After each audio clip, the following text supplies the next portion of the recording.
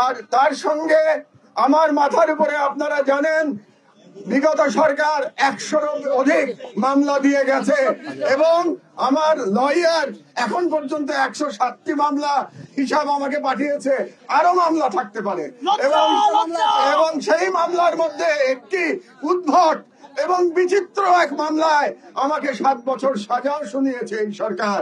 এবং সেই মামলায় আমাদের বর্ষিয়ান সম্পাদক শফিক রহমান সাহেবের সাথে আমাকে জড়িয়েছে। শফিক ভাই খুব ভালো করেই জানেন যে ওই মামলার সাথে আমার বিন্দু মাত্র সংশ্লিষ্টতা নাই। তারপরেও শেখ হাসিনা তার বিদ্বেষ চরিতার্থ করার জন্য আওয়ামী আদালতকে দিয়ে আমাকে 7 বছরের জেল দিয়েছে।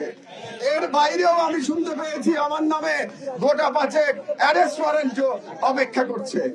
আমার মায়ের অসুস্থতা এবং আমার সাজা এবং অ্যারেস্ট ওয়ারেন্ট এই পরিস্থিতি বিবেচনা করে আমি আজকে রাজনৈতিক বিষয়ে বক্তব্য দেওয়া সমীচীন মনে করছি না। আগামী 2 দিন, আজকে এবং আগামীকাল, হাসপাতালে আমি মায়ের সাথে থাকতে চাই। রোববারে ইনশাআল্লাহ আমি নিম্ন আদালতে গিয়ে হাসিনার দেওয়া সাজা এবং অ্যারেস্ট ওয়ারেন্টের মোকাবেলা করব।